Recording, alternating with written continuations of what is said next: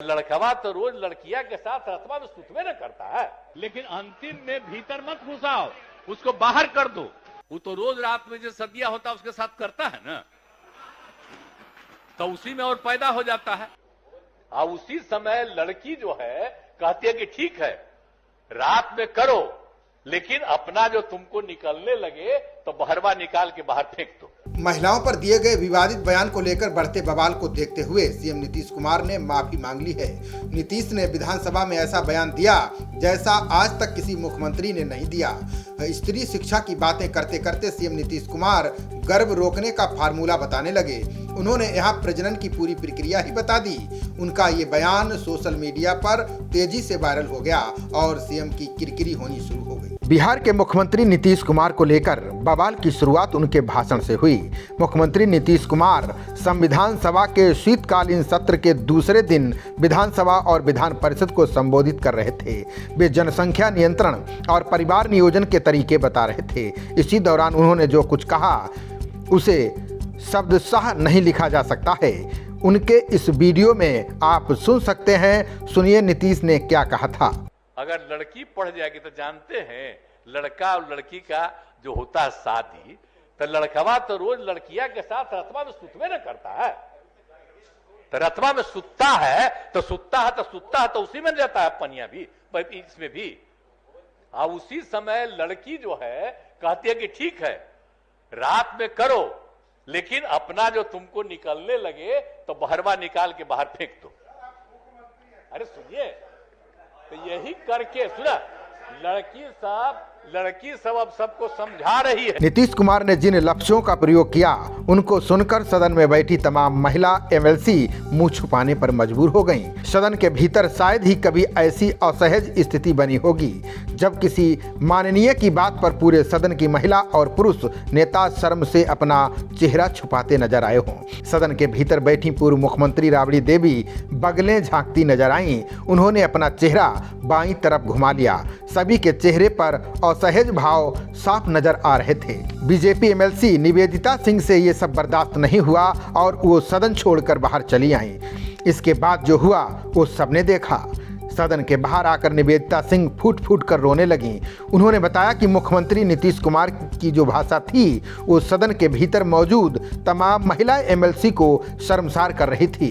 महिला का अपमान एक मुख्यमंत्री के मुंह से होना ये बहुत ही शर्मिंदा का विषय है। निवेदिता जी, ये नीतीश जी ने जो इस तरह का बयान, देखिए बहुत ही निंदनीय है किसी भी सदन में और किसी भी महिला के विषय में इस तरह की आपत्तिजनक बातों को उठाना और रखना, और वो भी किसी सदस्य के माध्यम से नहीं, बिहार के मुखिया ने उठाया है इस शब्दों का। तो बिहार की जितनी भी महिलाएं हैं वो सारी शर्मसार हुई है। अभी तक हम लोगों ने विधानसभा में सुना था, लेकिन आज जब ये विधान परिषद में एक बार फिर उस बात को हिम्मत जुटाकर कहने की हिम्मत किए हैं तो ये बहुत ही बुरी बात है। और आ रही आबादी इनके बातों को कहीं से भी इग्नोर नहीं करेगी और आने वाला समय इनको बिहार की जनता जवाब देने का काम करेगी। क्योंकि कोई भी काम अगर पर्दे के पीछे होता है तो पर्दे के पीछे रहता है। पर्दे के सामने लाने का हर विषय हर समय हर जगह स्थान तय होता है। ये सारे लोग जानते हैं, जो भी महिला है या पुरुष है। और आज मुख्यमंत्री जी भी किसी माँ के गर्भ से पैदा लिए थे और उस माँ से जाकर पूछे कि वो माँ कैसे उनको पैदा की थी, तब मैं जानूंगी मुख्यमंत्री ये नहीं है। तो कह रहे हैं कि तो सेक्स एजुकेशन की बात है, उसको समझाने की तो सेक्स विद्यालय क्यों नहीं खुलवा दे रहे हैं विधानसभा विधान परिषद में?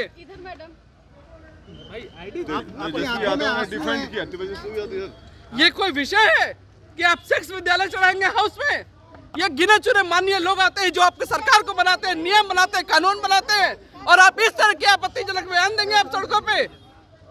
जो सारा देश और सारा मीडिया आपको सुन रहा है, आप जातीय जनगणना पे आप बोल रहे हैं। हम लोग समर्थन करते हैं उसका कि हमने भी आपके साथ बैठकर जातीय जनगणना का सपोर्ट किया था। उसके लिए सभी लोग बैठकर मुख्यमंत्री की बातों को सुन रहे थे, और उसमें आप एक दो शब्द को विषय को लाने का काम करते हैं। ये कहीं से उचित है क्या? मुझे वो शब्द सुनने का कहीं से कोई इच्छा नहीं थी। मैं सदन से बाहर चली आई। मैं चाहती तो वहां मुख्यमंत्री को जवाब देकर आती, लेकिन मेरे नेता वहां बैठे हुए थे। मुझे ऐसा नहीं प्रतीत हुआ कि मैं जवाब दूं। जवाब देने के लिए हम लोग के लिए पार्टी का फोरम है, हमारे अध्यक्ष है, सभी बोलेंगे। और जो आज मुख्यमंत्री जी ने किया है, पूरी बिहार की महिला शर्मसार है। और महिला एमएलसी की स्थिति ऐसी थी कि वो सदन के भीतर ही मुंह छुपाने पर मजबूर थीं। बिहार के डिप्टी सीएम तेजस्वी यादव ने नीतीश के बयान पर अपनी प्रतिक्रिया दी है। उन्होंने कहा कि नीतीश कुमार जानकारी परक बात कर रहे थे, इसे गलत तरीके से पेश किया जा रहा है। कोई अगर कोई गलत मतलब निकालता है तो गलत बात। एक तरह से जो भी मुख्यमंत्री का बयान आया जो सेक्स एजुकेशन के बारे में, और जब भी सेक्स एजुकेशन की बात की जाती है तो इसके लोग जो है शर्माते हैं, लोगों को बचना चाहिए। तो स्कूलों में पढ़ाई होती है, साइंस बायोलॉजी ये तो स्कूलों में पढ़ाई होती है, बच्चे पढ़ते हैं भाई। तो हमको लगता है अगर सेक्स एजुकेशन की अगर बात है, उनका कहने का मतलब आबादी कंट्रोल है, क्या करना है प्रैक्टिकली बात जो भी आती है उन्होंने अपना बात किया।